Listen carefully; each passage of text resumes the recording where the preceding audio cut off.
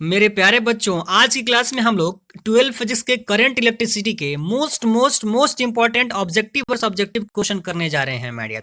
यकीन मानिए my dear, अगर ये आज की क्लास में हम जितने सारे क्वेश्चंस करेंगे आपके 12 फिजिक्स में इस चैप्टर से, वही सारे क्वेश्चन आपके एग्जामिनेशन में आपको देखने को मिलेंगे माय डियर। इसका मतलब ये होता है कि अगर आप पूरा वीडियो देखते हैं तो 7 से 8 नंबर आपके एग्जाम में एकदम फिक्स माना जाएगा माय डियर। तो ये चैप्टर, ये जो आज पढ़ाने क्लास में हो रहा है, ये सारा का सारा आपके एग्जामिनेशन में बहुत शानदार तरीके से आने वाला है माय डियर। तो आप पूरा का पूरा वीडियो देखेंगे माय डियर। चलिए शुरू करते हैं हम लोग अपना आज का क्लास माय डियर। देखिए, इस टेस्ट के अंदर हमने इस वीडियो के अंदर आपको 3 सेक्शन रखा हुआ है। सेक्शन ए में हम लोग करेंगे ऑब्जेक्टिव क्वेश्चंस, और सब सेक्शन बी में 2 मार्क्स क्वेश्चन, और सेक्शन 3 में 5 मार्क्स क्वेश्चन माय डियर। और बस 17 क्वेश्चन हम लोग करने वाले हैं, और इस 17 क्वेश्चंस में से ही पूरा का पूरा करंट इलेक्ट्रिसिटी आपके एग्जामिनेशन में देखने को मिलेगा। 7 से 8 नंबर आपके फिक्स हो जाएंगे। बस ये 15 से 20 मिनट का वीडियो आपको कंप्लीट देखना है माय डियर। चलिए शुरू करते हैं अपना class my dear.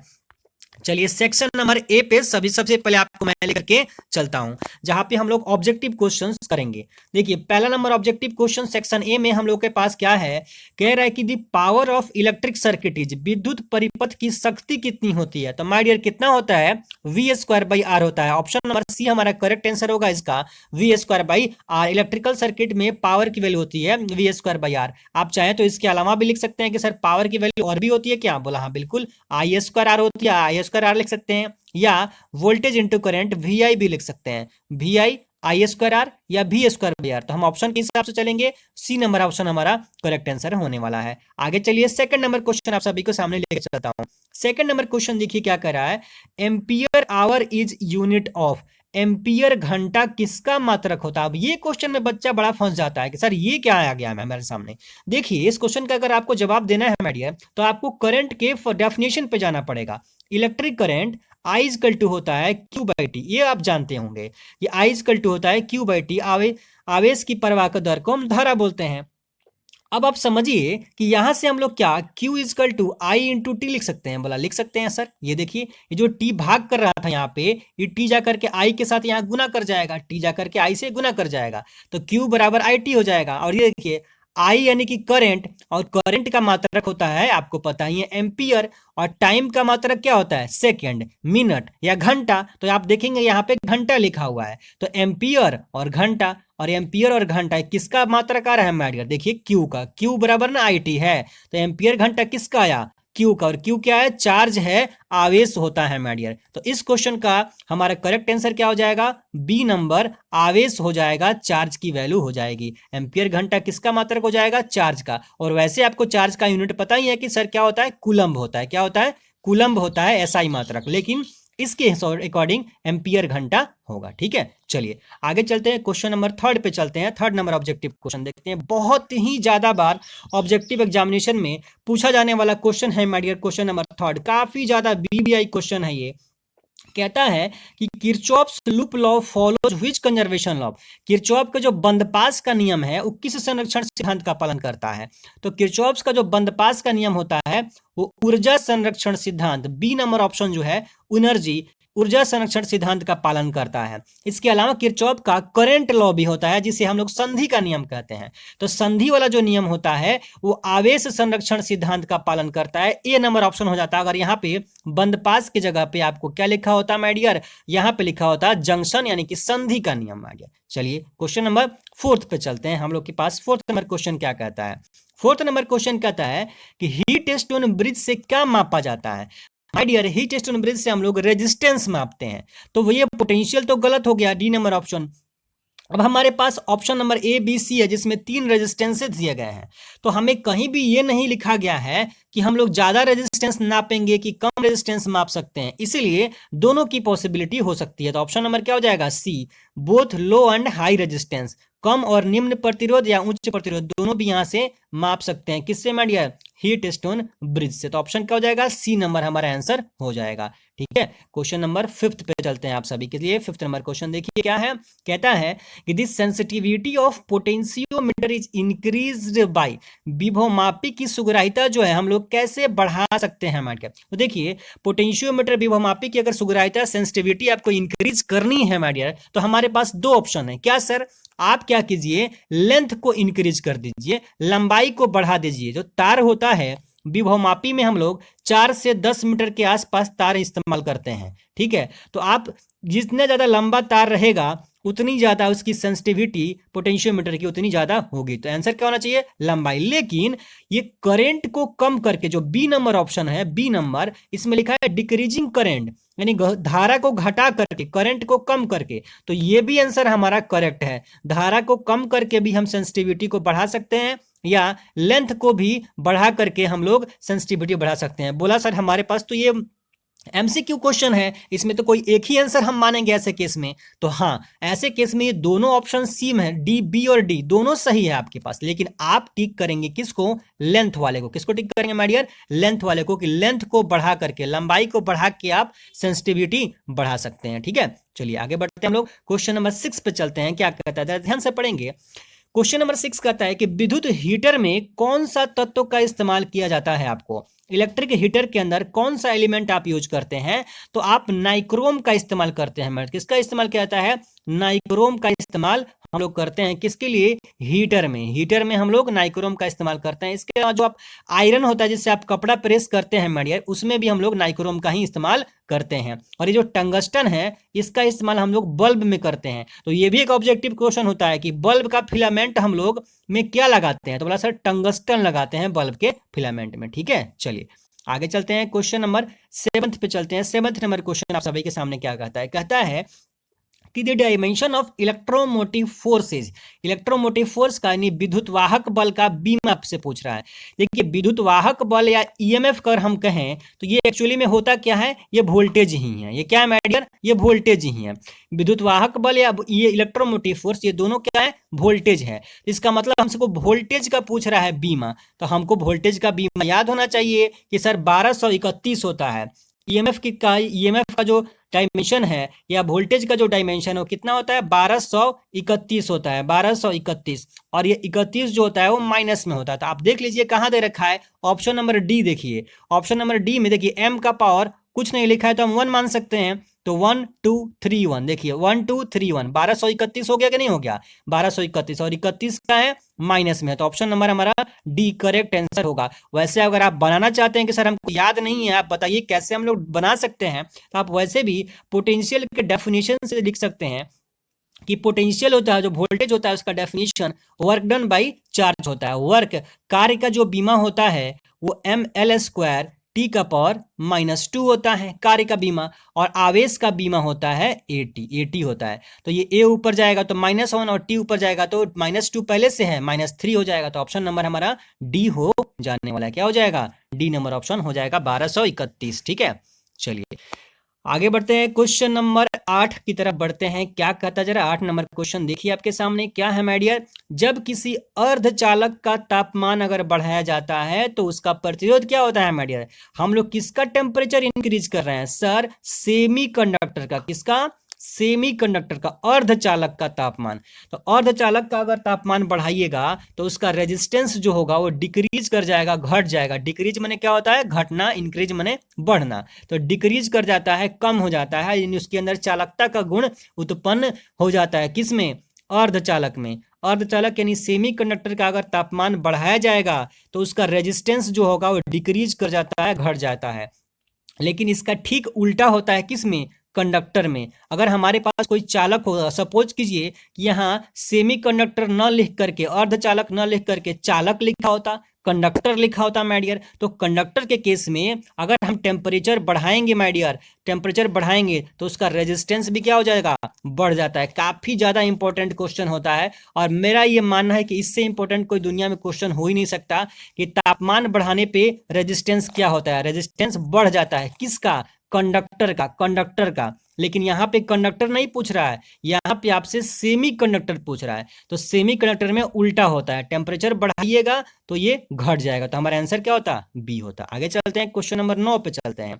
Question number 9 कहता है कि which of the following is work on the principle of heating effect of electric current, यानी कि धारा का जो उष्मीय प्रभाव होता है उसके सिद्धांत पे इनमें से 4 जो ऑप्शन दिए गए कौन काम करता है? तो माय डियर, ना कंप्यूटर काम करता है, ना जनरेटर काम करता है, ना ट्रांसफार्मर काम करता है। कौन काम करता है? हीटर काम करता है। धारा का उष्मीय प्रभाव, देखिए यहाँ उष्मा है कि नहीं, हीट है कि नहीं, तो यहाँ देखिए हीट है, यहाँ उष्मा का मतलब हीट है। देखिए यहाँ इंग्लिश में हीटिंग लिखा है कि नहीं, यहाँ हीटर है, तो नाम ही से पता चल रहा है कि सर क्या हो जाएगा हमारा आंसर? डी हो जाएगा। ये ट्रांसफार्मर और जो जनरेटर है ये दोनों काम करते हैं इलेक्ट्रोमैग्नेटिक इंडक्शन पे, विद्युत चुंबकीय प्रेरण के सिद्धांत पे काम करता है। और जो कंप्यूटर होता है मैडियर, वो आपको बाइनरी सिस्टम पे काम करता है, लॉजिक गेट पे काम करता है मैडियर, बुलियन अलजेब्रा पे काम करता है, आप ऐसा कह सकते हैं कंप्यूटर। ठीक है, आगे बढ़ते हैं। क्वेश्चन नंबर 10, आखिरी ऑब्जेक्टिव क्वेश्चन आपके सामने कहता है कि दो सेलों को अगर समानांतर क्रम में अगर हम जोड़ें तो उनका समतुल्य विद्युत वाहक बल कितना होगा मैडियर? तो ये ऑप्शन नंबर हमारा क्या हो जाएगा? B, E1R2 plus E2R1 upon R1 plus R2। जहां E1 और E2 क्या है? E1 और E2 माय डियर विद्युत वाहक बल है, पहले सेल का, ये दूसरे सेल का। वैसे ही R1 है, छोटा R1 और छोटा R2 भी देखिए आप ऑप्शन में लिखा है। तो ये R1 R2 क्या है माय डियर? ये आंतरिक प्रतिरोध है, पहले सेल का इंटरनल रेजिस्टेंस, ये R2 दूसरे सेल का इंटरनल रेजिस्टेंस होता है। तो ऑप्शन नंबर हमारा क्या हो जाएगा इस केस में? E1R2 plus E2R1 upon R1 plus R2। तो बी नंबर हमारा करेक्ट आंसर हो जाएगा। तो ये था शानदार जबरदस्त ऑब्जेक्टिव क्वेश्चन सेक्शन ए में हमने किया। अब बढ़ते हैं 2 मार्क्स क्वेश्चन के लिए सेक्शन नंबर बी की तरफ माय डियर। देखेंगे सेक्शन बी में आपके सामने पहला क्वेश्चन क्या है माय डियर? कहता है कि आपको ड्रिफ्ट वेलोसिटी का परिभाषा देना है, ड्रिफ्ट वेलोसिटी का डेफिनेशन देना है और किस तरीके से ये टेम्परेचर के साथ प्रभावित होता है, तापमान के साथ किस प्रकार प्रभावित होता है मैडियर। काफी इंपॉर्टेंट क्वेश्चन होता है और 2 नंबर में बहुत ज्यादा बार ऑब्जेक्टिव एग्जामिनेशन में क्वेश्चन पूछा जा चुका है मैडियर ये। ठीक है, तो अनुगमन वेग की परिभाषा आपको ऑलरेडी थ्योरी वाली क्लास में सब कुछ पढ़ाया हुआ है मैडियर। क्या होती है कि सर किसी कंडक्टर में, ये सपोज कीजिए कि कोई कंडक्टर है, तो कंडक्टर में इस इंड से इस इंड तक, ये अगर बी इंड है और ये ए इंड है, तो बी इंड से ए इंड तक अगर हमारा कोई इलेक्ट्रॉन मूव करता है, जाता है, तो जिस वेलोसिटी के साथ पहुंचेगा इस इंड से इस इंड तक, जिस वेलोसिटी के साथ हमारा इलेक्ट्रॉन चलता है कंडक्टर के अंदर, उसी को अनुगमन वेग ड्रिफ्ट वेलोसिटी कहा जाता है माय डियर। ठीक है, अब ये किस तरीके से प्रभावित होगा? तापमान के साथ। तो माय डियर जब हम लोग टेम्परेचर बढ़ाते हैं तो ड्रिफ्ट वेलोसिटी की जो वैल्यू है वो घट जाती है, न कि बढ़ती है। कई सारी किताबों में ये लिखा गया है कि टेम्परेचर बढ़ाने पे ड्रिफ्ट वेलोसिटी बढ़ जाएगी माय डियर, पर ऐसा कोई भी बात नहीं है, बल्कि ड्रिफ्ट वेलोसिटी घट ही जाएगी। ये एक्चुअल बात होता है, उन किताबों में एक बातें गलत लिखी हुई हैं। अब इसका कारण अगर हमसे कोई पूछे कि नहीं आप किताबों के अगेंस्ट क्यों बात कर रहे हैं, बोला इसलिए बात कर रहे हैं कि अगर ये बात है तो मैंने अभी आपको बताया कि आप सोचिएगा कि अगर हमने टेम्परेचर बढ़ाया है तो रेजिस्टेंस बढ़ जाएगा। टेम्परेचर बढ़ाने पे रेजिस्टेंस, प्रतिरोध बढ़ जाता है। जब प्रतिरोध बढ़ेगा तो प्रतिरोध का मतलब, रेजिस्टेंस का मतलब होता है रुकावट सर। अब अगर आप सोचिएगा रुकावट बढ़ जाएगा तो वेग घटना चाहिए कि वेग बढ़ जाना चाहिए? आप खुद सोच के जवाब दीजिए कि अगर आपके सामने रास्ते में अगर बड़ा रुकावट हो जाएगा तो आपकी वेलोसिटी घट जाएगी कि बढ़ जाएगी? तो बोला सर वेलोसिटी घट जाएगी। तो उन सभी किताबों में ये गलती लिखा हुआ है कि टेम्परेचर बढ़ाने पे वेलोसिटी, जो ड्रिफ्ट वेलोसिटी बढ़ जाती है। नहीं बढ़ती है माय डियर, घट जाती है। क्या होती है? घट जाती है, याद रखेंगे, ये करेक्ट आंसर होगा। चलिए अब आते हैं हम लोग सेकंड नंबर क्वेश्चन पे चलते हैं। सेकंड नंबर क्वेश्चन आप सभी के सामने क्या है 2 मार्क्स में, जरा देखेंगे। ये कहता है कि धारा घनत्व और अनुगमन वेग के बीच में संबंध स्थापित करना है आपको। Current, electric current, current density और ड्रिफ्ट वेलोसिटी, करंट डेंसिटी और ड्रिफ्ट वेलोसिटी के बीच में संबंध क्या होता है? तो संबंध होता है sir J equal to NEVD, ये संबंध होता है, याद रखेंगे। J इक्वल टू NEVD होता है, जहां J आपका करंट डेंसिटी है, धारा घनत्व है, N number of electron per unit volume है, एकांक आयतन में इलेक्ट्रॉन की संख्या है, E क्या है? E छोटा वाला E आपको पहले से पता है कि इलेक्ट्रॉन पे आवेश का मान है, और VD ड्रिफ्ट वेलोसिटी, अनुगमन वेग होता है माय डियर। तो J इक्वल टू NEVD ये हमारा होता है इनके बीच में संबंध। आगे बढ़ते हैं, क्वेश्चन नंबर 3 पे चलते हैं। क्वेश्चन नंबर 3 देखिए क्या कहता है। क्वेश्चन नंबर 3 कह रहा है कि किरचॉफ के दोनों नियम को लिखना है। Right Kirchhoff's both law and which law conservation is followed by it, यानी कि किस नियम का संरक्षण का सिद्धांत का पालन ये लोग करते हैं। तो आप सभी को मैंने अभी ऑब्जेक्टिव क्वेश्चन में भी ये डिस्कस किया कि किरचॉफ के दो नियम होते हैं। एक नियम होता है माय डियर जंक्शन का नियम, संधि का नियम, जंक्शन का नियम, और दूसरा लूप का नियम, बंदपास का नियम। एक हो गया जंक्शन का नियम, संधि का नियम, एक लूप का नियम, बंदपास का नियम। जो जंक्शन वाला लॉ होता है, संधि का नियम होता है, वो धारा से संबंधित होता है, करंट से इसका लेना देना होता है। और जो लूप लॉ होता है इसका संबंध वोल्टेज के साथ, पोटेंशियल के साथ होता है माय डियर। आ रही है बात समझ में? तो जंक्शन का जो लॉ है ये आवेश संरक्षण सिद्धांत, जो पहला नंबर लॉ होता है जंक्शन लॉ, संधि का नियम, ये आवेश संरक्षण सिद्धांत, चार्ज कंजर्वेशन लॉ को फॉलो करता है। और जो लूप लॉ होता है, बंदपास का जो नियम होता है माय डियर, ये बंदपास वाला जो नियम है लूप लॉ, ये आपको ऊर्जा संरक्षण सिद्धांत पे बात करता है। क्यों? क्योंकि इसमें वोल्टेज की बात होती है और वोल्टेज का संबंध ऊर्जा से है और करंट का संबंध आवेश से होता है। इसीलिए जंक्शन आवेश को फॉलो करेगा और लूप लॉ, बंदपास का नियम, ऊर्जा संरक्षण सिद्धांत का पालन करता है। चलिए आगे बढ़ते हैं। क्वेश्चन नंबर 4 देखते हैं आप सभी के लिए क्या है माय डियर। क्वेश्चन नंबर 4 कहता है कि आपको बतानी है कि सेल के विद्युतवाहक बल और टर्मिनल पोटेंशियल के बीच में क्या डिफरेंस होता है।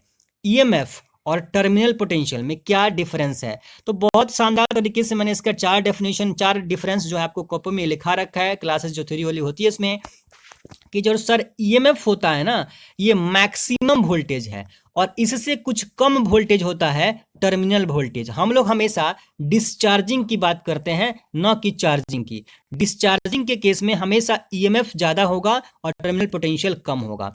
जब सर्किट में करंट फ्लो होता है तब टर्मिनल पोटेंशियल आता है, और जब करंट नहीं फ्लो होता है तब ईएमएफ आता है। मतलब सपोज कीजिए कि एक बैटरी आपने सर्किट में लगा दिया, एक सेल लगा दिया सर्किट में, लेकिन आपने यहाँ पे जो बटन लगाया हुआ है, की जो लगाया हुआ आपने, ये की दबाइबे नहीं किया, प्रेस ही नहीं किया। जब दबाएगा कि नहीं, प्रेस ही नहीं कीजिएगा तो यहाँ से करंट कभी जाएगा? मतलब नहीं जाएगा। तब ऐसे कंडीशन में जो ये सेल के पास वोल्टेज होगा, सेल के पास जो वोल्टेज होगा उसको हम लोग ईएमएफ बोलेंगे। क्या बोलेंगे? ईएमएफ।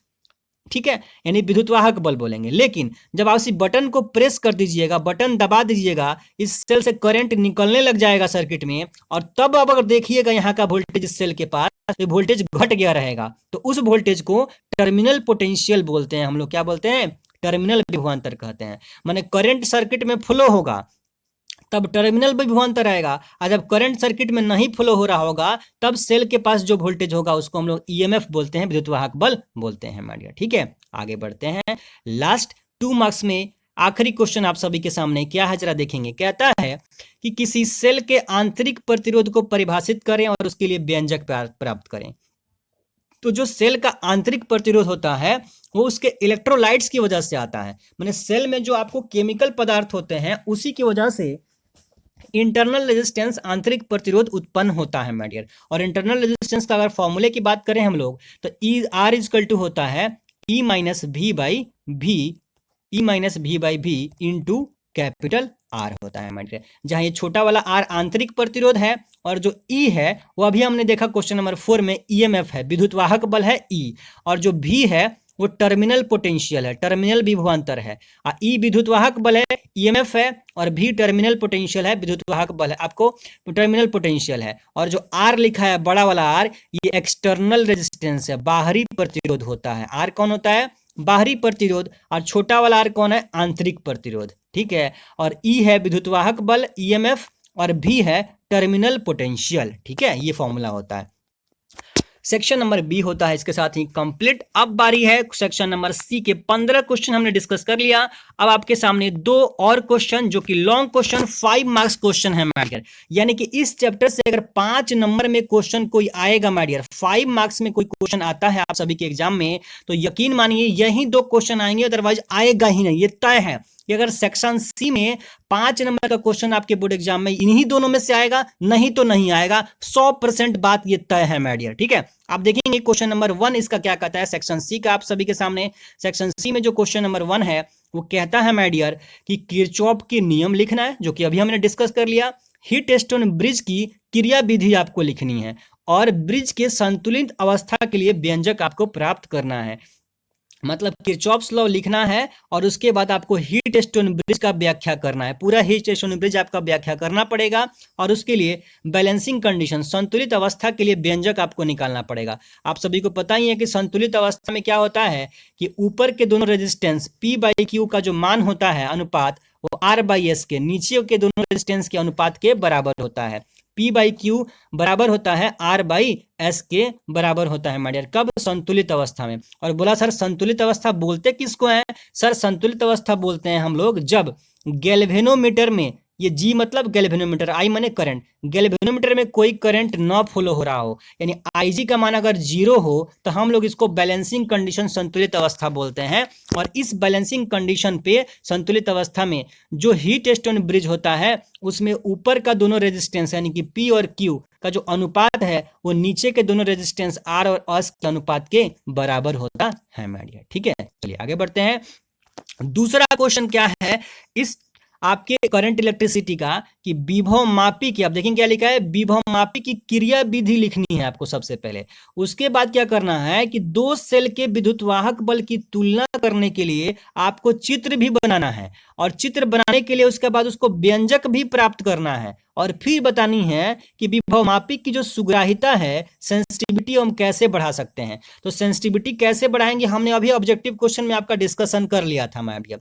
तो विभव मापी की क्रिया विधि आपको लिखनी है। यहाँ पे आपको यहाँ पे क्या करना है, प्रिंसिपल लिखना है किसका, पोटेंशियोमीटर का। उसके बाद सर्किट डायग्राम ड्रॉ करना है किसके लिए, ईएमएफ, टू सेल्स के ईएमएफ कंपैरिजन करने के लिए, और उसका फॉर्मूला भी ड्राइव करना है आप सभी को। बिल्कुल, तो थ्योरी वाली क्लास में सब कुछ आपको पढ़ाया जा चुका है। जो स्टूडेंट्स नहीं है माय डियर वो चैनल पे जाएंगे, वीडियोज में आपको सब कुछ मिल जाएगा, चाहे प्लेलिस्ट में चले जाइए, वीडियोज में चले जाइएगा, सारी की सारी वीडियोज आपको वहाँ पे मिल जाएगी। थ्योरी की क्लास आप वहाँ पे पूरे का पूरा अटेंड कर सकते हैं माय डियर। ठीक है, अब अगर हम बात करें कि दो सेलों का तुलना करना है अगर ईएमएफ का, तो हम लोग कौन सा फॉर्मूला यूज करते हैं, कह रहे हैं ड्राइव इट्स फॉर्मूला।